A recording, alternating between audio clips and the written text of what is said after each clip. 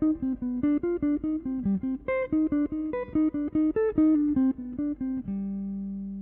this lesson, I'd like to teach you some ways which I like to practice the melodic minor scale to make it a little bit more enjoyable and a little bit more creative. Hey everybody, Jamie Holroyd here helping you learn jazz guitar. Welcome to the channel. If you're new around here and you want a structured guide to learning jazz guitar, then please check out my free beginner jazz guitar ebook, which is linked in the description to this video.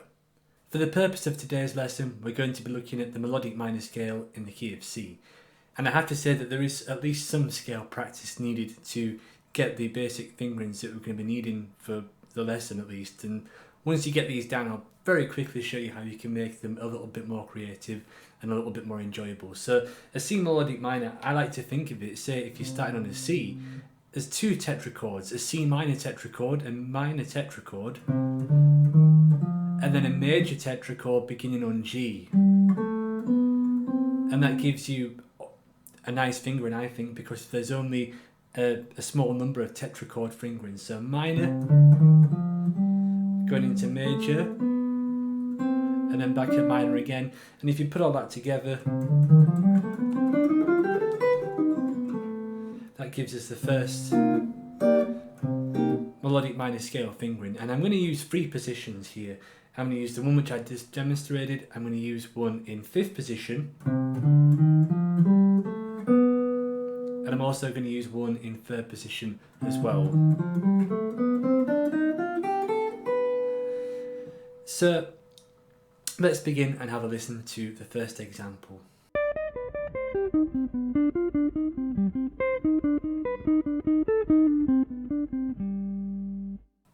This first example brings out a very commonly used melody that is found in the melodic minor scale. Originally, this is from, as far back as I can trace it at least, a Paganini song called Caprice number 16, I think that's how you say it. But you hear jazz musicians use this all the time. So the little cell, which I'm talking about, sounds like this. I think in the original recording, in the classical piece, it sounds like this. And that's exactly what I'm doing here to practice this scale to make it more melodic. I'm actually playing this figure at the start of the scale. So this is how this first example sounds at a slower tempo.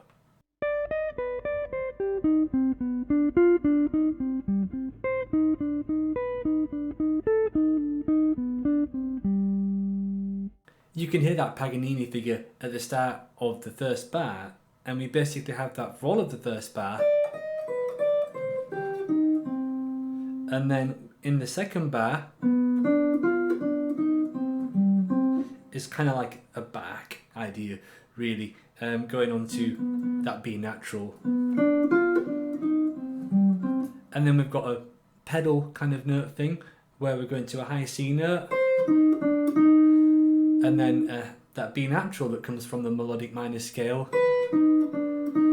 And then we've got an A, and then a little kind of perfect cadence implied thing there. So that's the first example of Paganini inspired thing. And that's what I do when I practice scales. I look for patterns or shapes which I like in the scale, and I try to kind of create non-stop eighth note bass lines which bring those out. They work on your picking, they work on your ears, you can write them out, you can sing them, doesn't matter. The idea is that you're trying to find some interesting information in the scale, and you're trying to make the line bring out some of the important chord tones which give the scale its kind of defining sound and characteristic. Let's have a listen to the next example.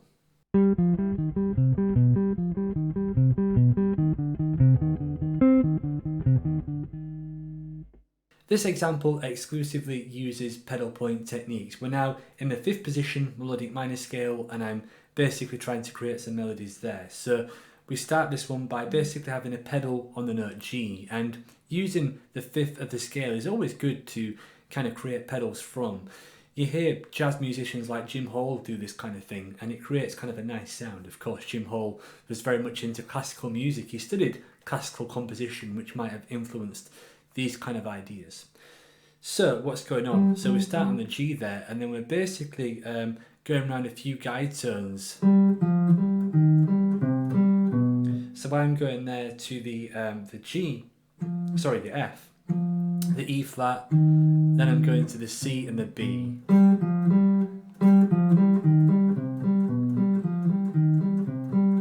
And once again, I'm trying to target, you know, I could have pedalled into any of the other scale notes from the melodic minor scale, but I'm trying to get the ones that are the most dramatic, like the flat 3 and the raised 7th, which give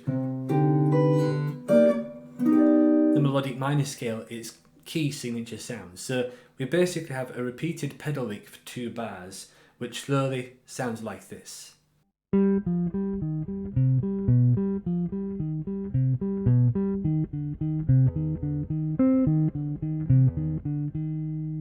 Following that, we have a similar idea, but rather than have the same pedal, we actually have the same scalic phrase and just change the starting note. So this time we're going to start with the G, then go to the C afterwards and have the same scalic passage afterwards. So slowly that part sounds like this.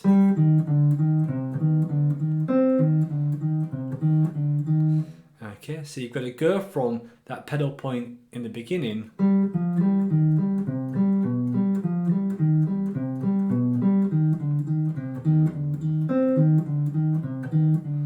into that second figure. Let's have a listen to the next example.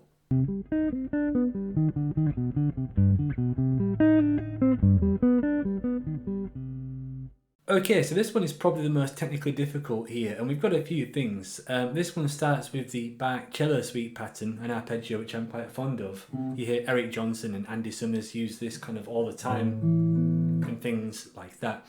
Anyway, we're playing this over a minor chord in 3rd position now, utilising this melodic minor scale shape. So it starts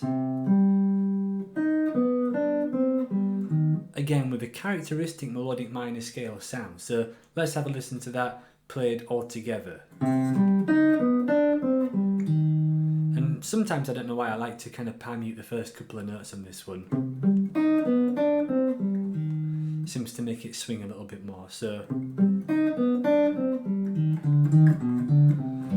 and then in the second bar there, we've got a melodic minor phrase, which I'm trying to get in as much as possible because it's a key sound of that scale. And then to basically fill the bar out, I added 2 notes, a D, then a B natural. Once again, trying to really focus on the guide tones. So the first 2 bars, and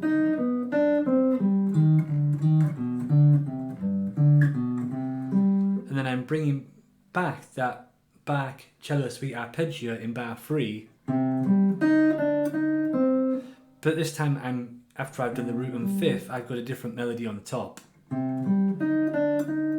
and now I'm kind of going an octave now with 2 Gs, kind of slightly referencing more of a 5 chord, and then I'm basically playing some thirds within the melodic minor scale. Okay, so example 3 played slowly sounds like this.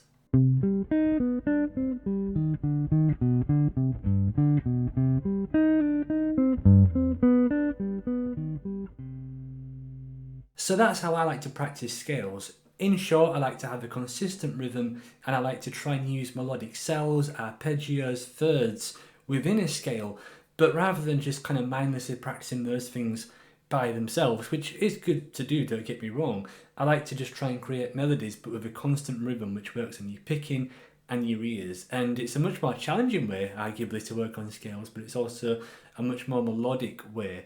And of course, you know, I haven't really demonstrated any jazz lines per se. If anything, these have a bit more of a classical tinge, but anything that you like for example the melodic minor phrase, then you could just be kind of improvising in C minor, and then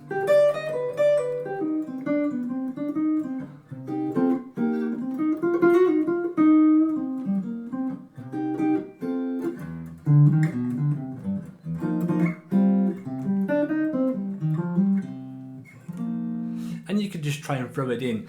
Obviously I was kind of milking it a little bit there, but the idea is that you'll have the small cell rather than kind of a full lick, which arguably licks are not always as useful as small cells. So that's how I would practice it if I was trying to create kind of jazz lines. Just put on maybe a C minor vamp and try and use some of the ideas that I like from the etudes in their own kind of way. Thank you for watching this lesson. I hope you enjoyed it and found it useful. If you did, please click like and subscribe to this channel for more videos like this.